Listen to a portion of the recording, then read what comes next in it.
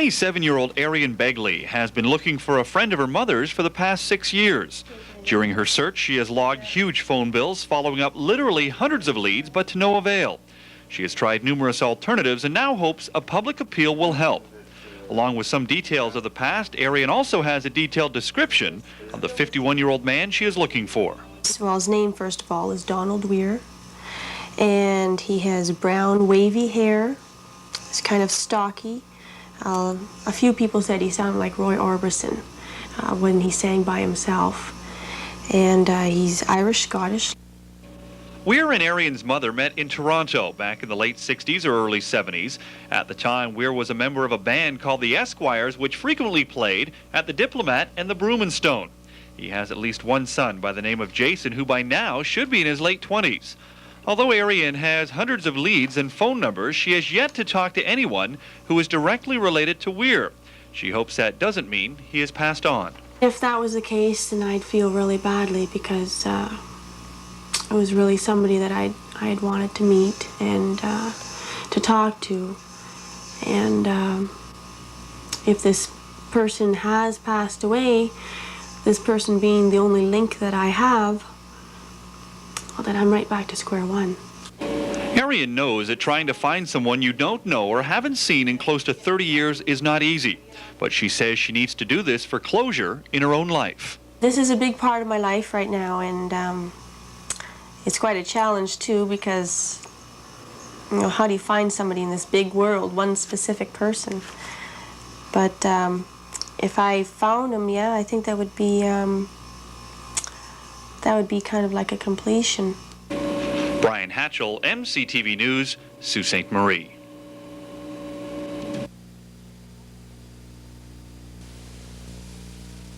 It's always been just me and my mom. I never had any brothers or sisters around.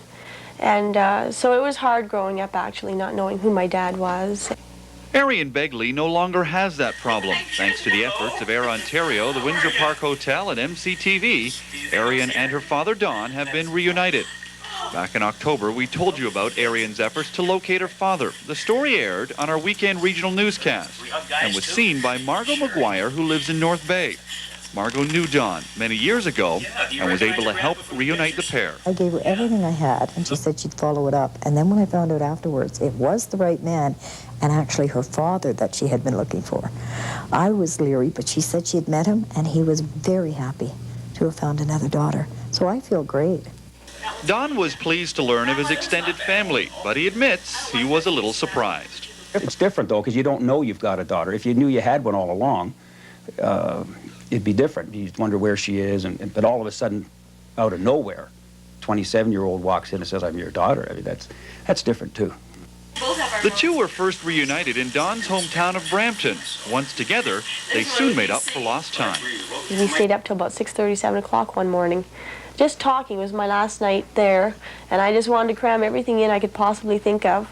And he was great, too. He was really open to everything, and I don't know, I couldn't ask for a better dad. Not every lost and found story has such a happy ending, but when it does, it sure makes you feel glad to have been a part of it. Brian Hatchell, MCTV News, Sault Ste. Marie.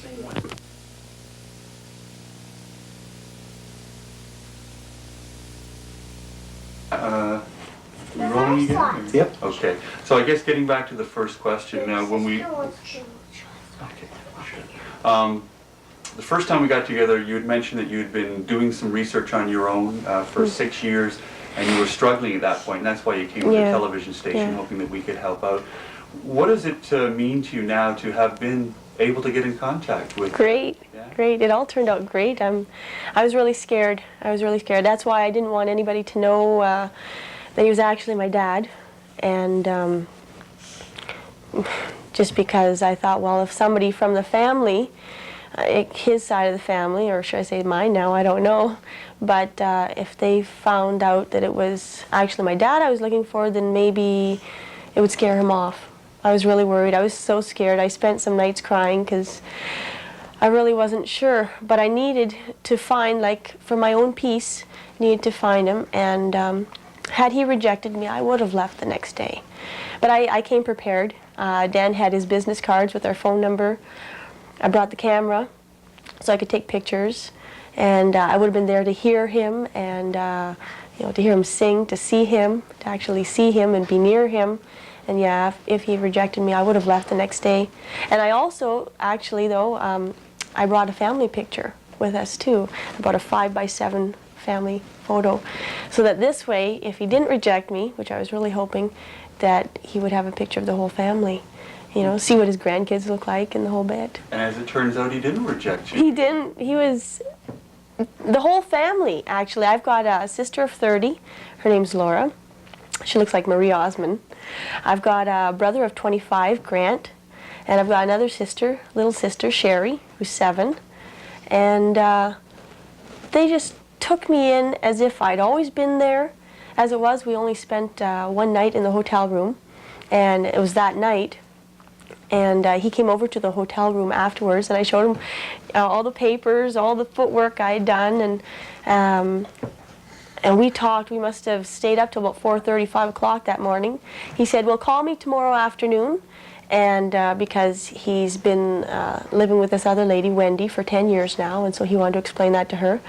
And he says, call me tomorrow afternoon around lunch, and this time I'll have been able to talk to her about the whole situation, and maybe you can come over. So I called him the next day, and he said no problem. Gave me his address, which I already had actually, and we went over there, and she was great. She was really great.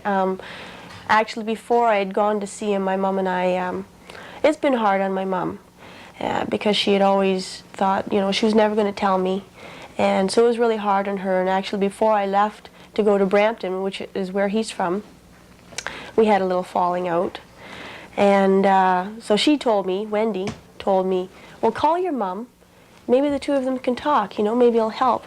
I said, well, I don't know if she'll talk to me, much less talk to him, but I'll try. And as it were, I called her, and we said sorry and stuff, and we were crying on the phone and everything. And I told her, I want you to be a part of my joy. You know, any joys that I have, I want you to be a part of it. And I said, as it was, everything turned out great, Mom. You know, she was really worried I'd be rejected. And so we talked on the phone for about an hour. And I said, well, do you want to talk to Dad? Actually, I call him Daddy. I said, would you like to talk to Daddy for a while? She says, well, okay, sure. And they talked for half an hour, and everything's been great. Like I said, the whole family accepted me so well. When I went to visit my older sister and her husband, the reception was so warm and so great. They had bought wine, they had cheese trays and fruit and meat, and they just accepted me as if I'd always been there. And we got along so well. I'm happy. I'm just happy that the station could help me out, that you took the time to come and do my story. And I'm just overwhelmed. I've got pictures all over the place now. And what's it like from your point of view? Before you got in touch with Donald, you were from a small family, I guess you could say. Yeah. To all of a sudden, almost overnight, find out that you've got these brothers and sisters-in-law, and now you're part of an extended family. It was great. It was great. It's always been just me and my mom. I never had any brothers or sisters around. And so it was hard growing up, actually, not knowing who my dad was. And I knew that I had a half-brother or sister out there somewhere. I thought, well, maybe I might have more. But having lived with my mother, just me and her, it was really hard, you know. Kids would make fun of me at school and stuff. But yeah, just to have found a whole family, it's been great. Does it, to some degree, don't want to overemphasize it too much, but sometimes when people are looking for lost loved ones or whatever, they kind of describe it by saying there's a bit of a hole in them somewhere, you know, because they don't have the complete picture of their life and who they are. Do you find that this situation has maybe completed the picture for you to some degree? Yeah, it really has. Not having known him all my life, it was really hard, and so it was always, I knew that someday, somehow, I didn't know how without the help of my mother, because I needed her to tell me a little bit more, but I knew that somehow that I was going to look for him. It was a determination. And when you, at least with me, when I set something in my mind to do something, I do it. And the day after she told me some things about him, I don't know what it was. She just finally told me, you know, everything I needed to know, as much as she could tell me, because she didn't know an awful lot. And it was right the next day I was on the phone. It was actually Thanksgiving Day. I started calling, and I just got my phone bill in. It's about $390 worth. I'm sure it's the first part of the phone bill, but it was well worth it. It really was. Now, it's an interesting scenario because it was a woman in North Bay. Because our broadcast went regional on the weekend that it ran, a woman in North Bay was able to see it and help you out. What was the conversation like between the two of you, between Margot McGuire and yourself, and her sort of giving you tidbits and you saying, well, this is what I know, this is what she knows? Well, at first I didn't tell her everything I knew. I wanted to be sure, like there were some things on the broadcast that, or should I say, there were some things that I didn't say on the last interview that I kind of asked her questions to see if it maybe coincide with what I hadn't told her. And because I got different information from here and there, I wanted to be sure that whatever she was telling me would coincide with what I did have. So I didn't exactly let her know everything.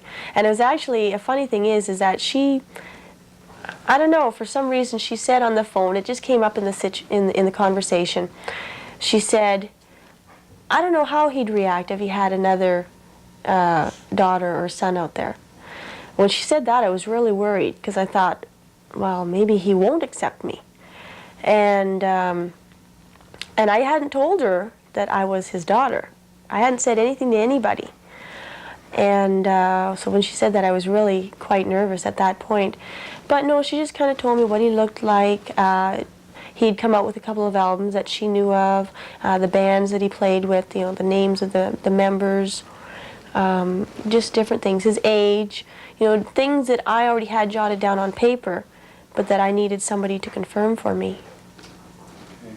And one thing I believe that you or Dan mentioned to me, and I can't remember exactly which one, but unique situation. 10 years ago, of course, you were married, and he wasn't around at that time, but I understand this is your 10th anniversary this year. Yeah, coming up. Hopefully he's going to be a part of it. Yeah, I'd like very much for that.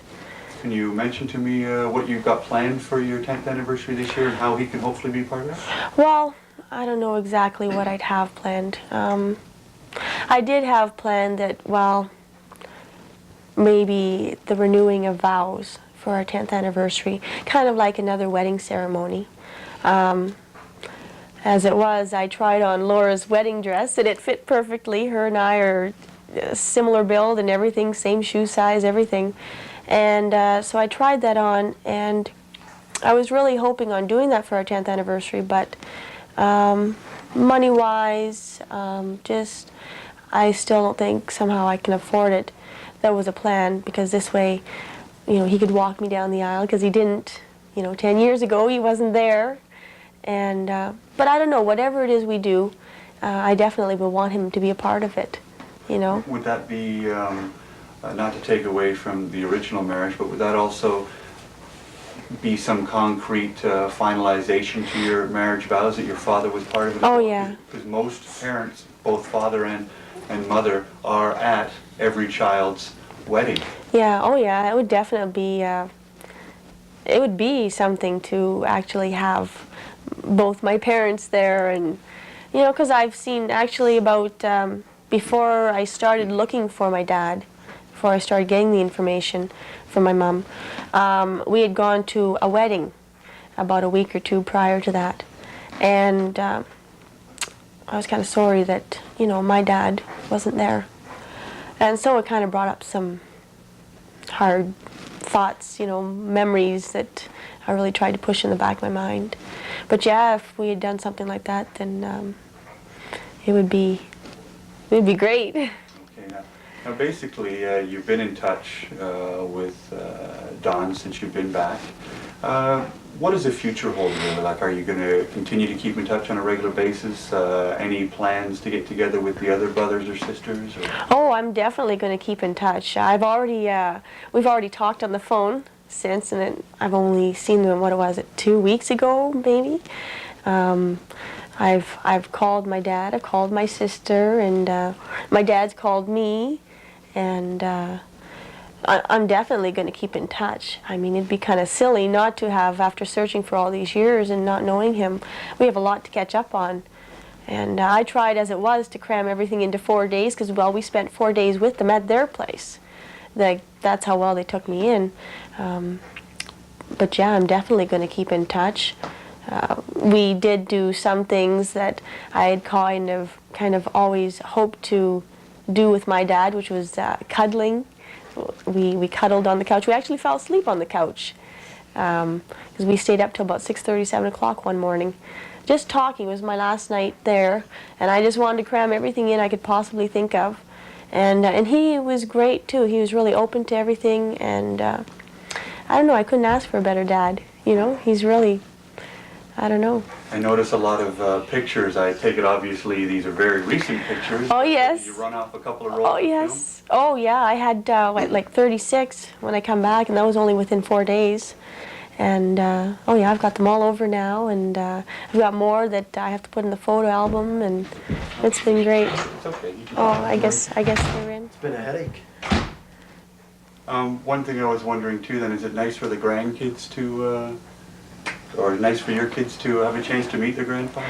Oh yeah, I mean they're ecstatic. When I first was talking, my oldest especially, Nathaniel, I told him, I told him what I was trying to do, that I was trying to look for my daddy. And he understood that. And I said, but you know, I might not find him. So we're not going to hope on anything, I said. But if I do find him, you'll have a grandpa. And they're ecstatic. They've talked to him on the phone. And my son knew that he was in a band and stuff. Actually, he does karaoke now. But my son knew that he was in a band. And so a funny comment he said to him over the phone, he said, I heard that you're famous, or at least you used to be, you know, but because he does karaoke now, and that from a 6-year-old, that's cute, that's no problem. And my dad kind of chuckled at that.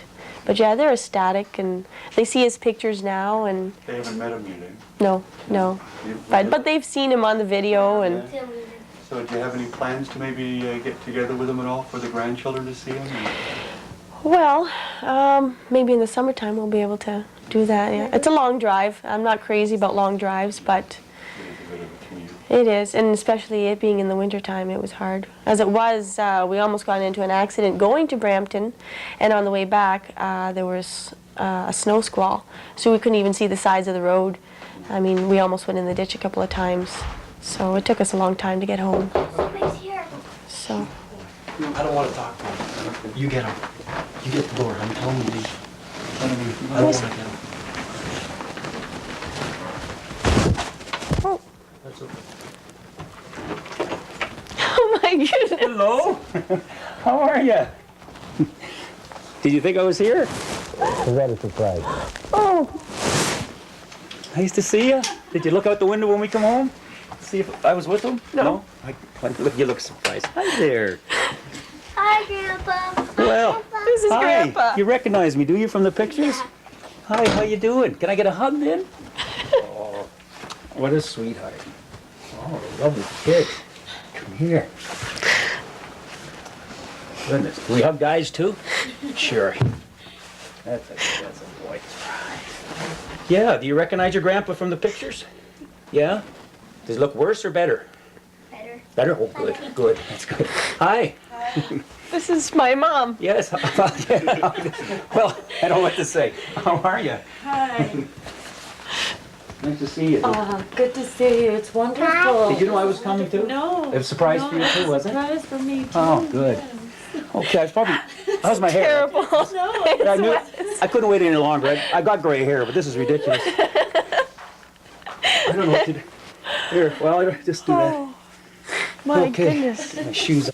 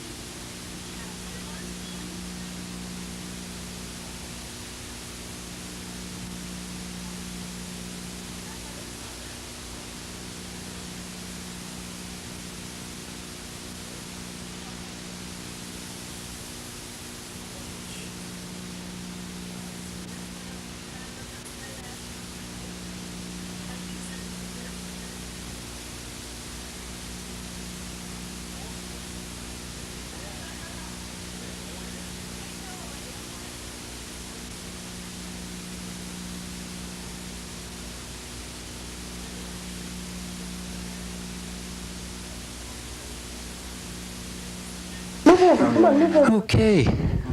First of all, as we mentioned this morning when I was driving you back, Can you kneel down so he looks at you? sure. Oh. I wanted to get from your perspective the meeting, when it all took place the night in the bar. Yeah. Where you found out, we were talking about that a little bit this morning. It was a bit of a surprise. You were playing at a bar in Brampton, were you? Yeah, I was playing in this bar, and there wasn't that many people there, but the people in there know me and sort of know my family, and my other daughter, Laura, and when Ariane came in, they're sitting in different, it's a fairly big room, they're sitting in different spots, and 3 times I had people ask me, is that your daughter? Is that Laura? And they don't see her that often, so and by the 3rd time I just said, well, she does, I'm thinking to myself, she does look like Laura. So on the mic I said something like, 3 times now my friends have thought that you look like my daughter Laura. I think it was Dan said something. He said like, well, what would you do if it was? So I just, I said, well, that'd be all right too. He says, well, it is. So, and I stopped, and I didn't know what to think of it. I just, she does look a bit like me, I guess. I don't know. Oh, yeah. And all the other people thought so. And so I thought I'll just check it out. The reason I thought so, because Dan had called me the night before. It looks a little bit like Ricky Nelson. Well, Ricky Nelson's dead too, so. But anyway, but anyway, he was talking about singing, and he wanted to come down. He was Sault Ste. Marie, come down and see me about me helping him, and Ricky Nelson look-alike in that. And I thought, this was just the night before, and there he is the next day. He's there, and he's with me in the bar. And I thought, boy, an 8-hour drive just to see about Ricky Nelson. That didn't sound right, just for starters. There's a little more to it. And then when I looked at her, and then they started to say this, I thought, well, maybe there's something to this. There's something else going on here. So anyway, we took it from there, and we got talking, and well, we've talked about everything, and everything seems to gel. She's my daughter, yeah. So I'm convinced. You're happy to know that, although it's a surprise, it's nice for you to know that you've got an extended family? Yeah, well, 3 more grandkids, Being a grandpa the first time with my other daughter, I guess the first time's the worst, because you say grandpa. Then 2, now it's 5. So now I just jumped from 2 to 5 like that. But that's all right. And yeah, it's nice. And it's different, though, because you don't know you've got a daughter. If you knew you had one all along, it'd be different. You'd wonder where she is, but all of a sudden, out of nowhere, 27-year-old walks in and says, I'm your daughter. I mean, that's different, too. A lot of years of memories to make up, too, I guess. Yeah, Catch up on. just to find out who she is, and she can find out who I am.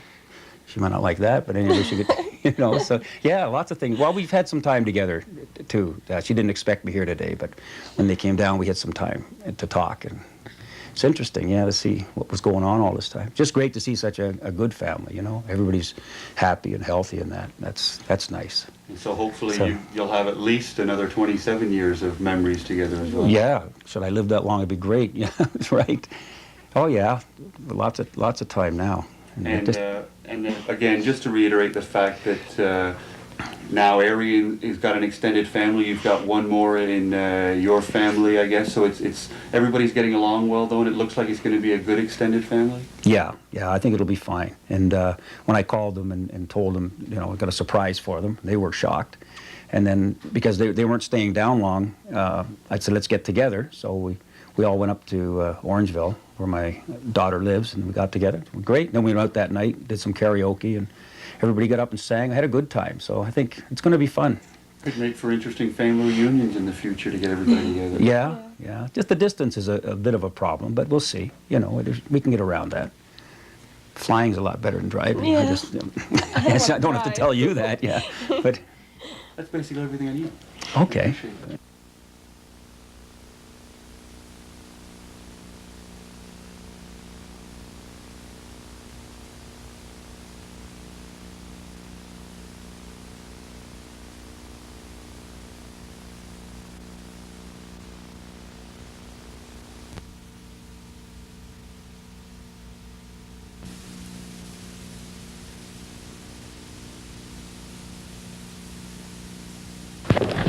Not everybody should lost and found.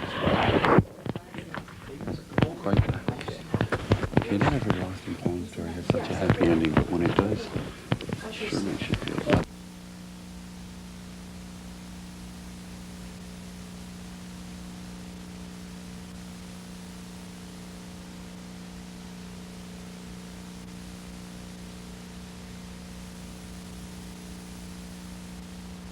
thought, he said. On the 7th move, he had it. We'll talk to the world chess champion tomorrow on Canada AM.